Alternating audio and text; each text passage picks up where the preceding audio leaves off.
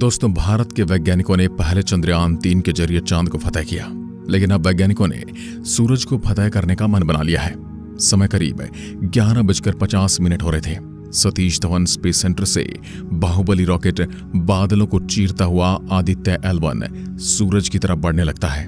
कुछ ही समय बाद ये पृथ्वी के वातावरण से बाहर आ गया था और वैज्ञानिकों ने इसे सफलतापूर्वक लॉन्च कर दिया। दोस्तों, सूरज हमारे लिए बहुत जरूरी माना जाता है। पृथ्वी पर जीवन ही सूरज की वजह से है। उसी सूरज की खोज में आज भारत का आदित्य L1 मिशन चल पड़ा है। पहली बार भारत सूरज पर मिशन भेजने जा रहा है। करीब 4 महीने बाद भारत का मिशन सूरज के करीब पहुंचेगा। चंद्रयान के बाद दुनिया की नजर भारत के सूरज वाले मिशन पर है। अब दोस्तों, सवाल ये उठता है कि आखिर कैसे पहुंचेगा मिशन सूरज पर और सूरज से कितना दूर रहकर ये पढ़ाई करने वाला है और अपने आप को सूरज की गर्मी से कैसे बचाएगा और क्या राज पता चलने वाला है सूरज के बारे में। सब कुछ आपको आज के इस वीडियो में बताएंगे। आप देख रहे हैं फ्यूचर साइंस यूट्यूब चैनल। विज्ञान से जुड़ी वीडियोस के लिए चैनल को सब्सक्राइब कर लीजिए। आदित्य L1 भारत का पहला मिशन है जो सूरज की पढ़ाई करने के लिए जा रहा है। लेकिन जिस प्रकार चंद्रयान चांद पर उतरा था, उस प्रकार यह मिशन सूरज पर उतरने वाला नहीं है, बल्कि सूरज से दूर रहकर उसके बारे में जानकारी इकट्ठा करने वाला है।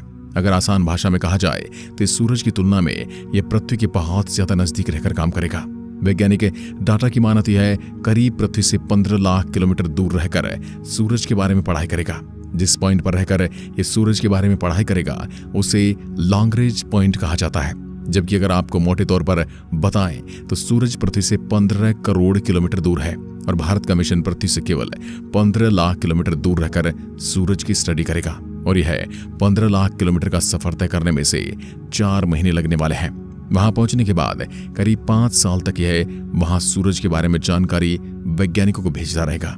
इसे अगर एक स्पेस ऑब्जर्वेटरी कहा जाए तो बिल्कुल भी गलत नहीं होगा। अब दोस्तों, आपके दिमाग में सवाल आ रहा होगा कि इससे 15 लाख किलोमीटर की दूरी पर ही क्यों रखा गया। आखिर यह लॉन्ग रेंज पॉइंट क्या है।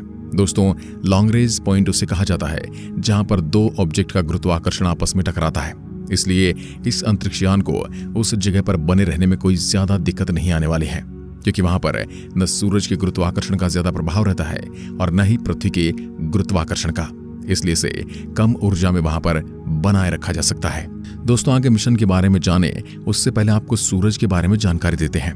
दोस्तों, हमारे सौरमंडल के बीचों बीच मौजूद आग का विशालकाय गोला सौरमंडल में दिल की तरह काम करता है, जहां पर ये सोलर सिस्टम के सभी प्लैनेट्स को लाइट और हीट प्रोवाइड करता है और सूरज का गुरुत्वाकर्षण पूरे सौरमंडल में मौजूद ग्रहों को आपस में बांधे रखता है। और दोस्तों, सन इतना ज्यादा बड़ा है कि इसमें 13 लाख पृथ्वियों को इसके अंदर समेटा जा सकता है। सूर्य का गुरुत्वाकर्षण पृथ्वी के मुकाबले 28 गुना ज्यादा है।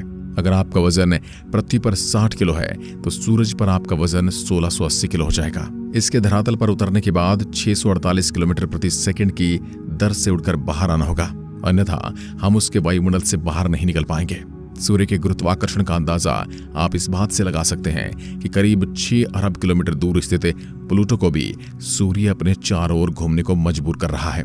जैसा कि हम सभी जानते हैं, सूरज सबसे नजदीक का स्टार है, यानी कि सबसे नजदीकी तारा, जिस वजह से वैज्ञानिक इस पर सालों से अपनी पैनी नजर गड़ाए बैठे हैं और इसके बारे में तरह तरह की रिसर्च कर रहे हैं। लेकिन अभी भी सन के बारे में बहुत सी ऐसी चीजें हैं जिन्हें वैज्ञानिक समझ ही नहीं पाए हैं। सूरज के बारे में पढ़ाई करना इसलिए भी जरूरी हो जाता है क्योंकि सूरज हर मामले में पृथ्वी पर बैठे लोगों के लिए दखल देता है। आपको पता होगा कि सूरज के अंदर से आग के बड़े बड़े तूफान उठते रहते हैं जो कि हमारी पृथ्वी के चारों ओर घूम रहे पूरे सैटेलाइट को बर्बाद करने की क्षमता रखते हैं। अगर पूरा सैटेलाइट सिस्टम खराब हो जाता है तो हमारे लिए जिंदगी जीना मुश्किल हो जाएगा, खासकर आज के दौर में, क्योंकि सब कुछ पूरी दुनिया आज टेक्नोलॉजी पर डिपेंड है। यहाँ तक कि सूरज पर उठा हुआ बड़ा तूफान पृथ्वी पर हमेशा के लिए अंधेरा कर सकता है, बिजली सिस्टम को जलाकर राख कर सकता है। पृथ्वी का मैग्नेटिक फील्ड हमें सूरज की शक्तिशाली तूफानों से बचाता है। अगर पृथ्वी के पास मैग्नेटिक फील्ड न हो तो सूरज की रेडिएशन भी हमें पृथ्वी पर जीने नहीं देगी। इसके अलावा सूरज के बारे में कई ऐसे सवाल हैं जिनका जवाब वैज्ञानिक आज पता नहीं कर पाए हैं। दोस्तों, सूरज के बारे में सबसे ज्यादा वैज्ञानिकों को सवाल परेशान कर रहा है कि वह कोर वाले भाग से सूरज के बाहर का वातावरण गर्म होना। दरअसल दोस्तों, सूरज के कोर का तापमान लगभग 15 लाख डिग्री सेल्सियस है। सूरज की सतह का तापमान लगभग 6000 डिग्री के करीब है। लेकिन सतह के बाद बाहरी वातावरण जिसे कोरोना कहा जाता है, यहाँ पर आप कोरोना वायरस मत समझ लेना। ये कोरोना अलग है जो कि सोलर एटमॉस्फेयर का बहुत ही बड़ा पार्ट होता है। ये काफी मिलियन मीलों तक एक्सटेंड यानी कि बढ़ सकता है और हम इसे तभी देख सकते हैं जब सूर्य ग्रहण लगता है या फिर स्पेशल एक्स्ट्रा इमेज के जरिए भी हम इसे देख सकते हैं। दोस्तों, क्रोमोस्फीयर की तरह कोरोना का टेम्परेचर काफी ज्यादा होता है, जहां पर इसमें करीब 2 मिलियन डिग्री सेल्सियस तक का तापमान मौजूद होता है। आखिरकार ऐसा कैसे हो सकता है कि सूरज के अंदर के भाग से भी ज्यादा सूरज के बाहर का भाग गर्म है? ये सवाल पिछले कई दशकों से वैज्ञानिकों को परेशान किए हुए है। भारत का मिशन आदित्य L1 इसके बारे में कुछ राज खोल सकता है और भारत का यह मिशन सूरज के वातावरण को ही समझने जा रहा है। इससे पहले नासा ने सूरज की तरफ सोलर प्रोब को भेजा था। नासा का पार्कर सोलर प्रोब सूरज के सबसे नजदीक जाने वाला पहला स्पेसक्राफ्ट है। वह भी सूरज के बारे में इन्हीं सवालों के जवाब तलाशने के लिए गया है। पार्कर सोलर प्रोब आज भी सूरज के बारे में वहां पर स्टडी कर रहा है। दोस्तों, भारत के वैज्ञानिकों ने आदित्य L1 को स्पेशली सूरज की ऊपरी 3 लेयर की पढ़ाई करने के लिए भेजा है। अब आप सोच रहे होंगे कि आखिर लाखों किलोमीटर दूर से भारत का मिशन सूरज के बारे में कैसा पता करेगा? आखिरकार इतनी दूर से कैसे सूरज के बारे में जानकारी हासिल करेगा? तो दोस्तों, आपको पता होगा कि सूरज शांत नहीं है, बल्कि अपने अंदर से कई प्रकार की चीजें बाहर अंतरिक्ष में फेंकता रहता है। सूरज के अंदर से आग के बड़े बड़े तूफान उठते रहते हैं। इसके अलावा सूरज से रेडिएशन भी बड़ी मात्रा में बाहर निकलती है और भारत के आदित्य L1 मिशन पर करीब 7 एडवांस्ड उपकरण लगे हैं जो इस प्रकार से सूरज से निकलने वाली रेडिएशन और सोलर विंड और हीट इस प्रकार से इन सब की पढ़ाई करेगा। कई बार आपने सुना होगा कि सूरज पर बड़े तूफान उठे हैं और अगर ये तूफान डायरेक्ट हमारी पृथ्वी तक पहुंच जाते हैं तो हमारे लिए बहुत ज्यादा नुकसानदायक हो सकते हैं। मंगल ग्रह पर पानी खत्म होने के पीछे सूरज का बड़ा हाथ था, क्योंकि सूरज की रेडिएशन मंगल ग्रह पर सीधे पहुंच जाती है, क्योंकि मंगल ग्रह के आसपास मैग्नेटिक फील्ड नहीं है। इसलिए सूरज के बारे में पृथ्वी पर बैठे वैज्ञानिकों के लिए और भी ज्यादा जरूरी हो जाता है जानना। और भारत के वैज्ञानिक सूरज के बारे में जितने भी अनसुलझे सवाल हैं उन सबका जवाब देने वाले हैं।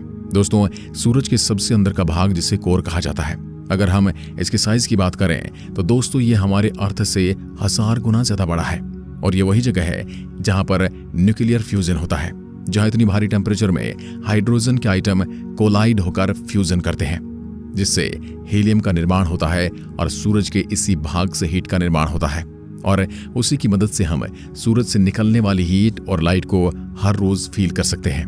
वहीं अगर हम सन के कोर पर मौजूद टेम्परेचर की बात करें तो दोस्तों यहाँ का टेम्परेचर 15 मिलियन डिग्री सेल्सियस यानी कि 1,50,00,000 डिग्री सेल्सियस तक पहुंच जाता है। और अगर आप अभी भी हैरान नहीं हुए तो हम आपको बता दें कि सोलर फ्यूजन की वजह से सन में मात्र 1 सेकंड में जो एनर्जी क्रिएट होती है वो 1.8 बिलियन न्यूक्लियर बॉम्ब से ज्यादा होती है।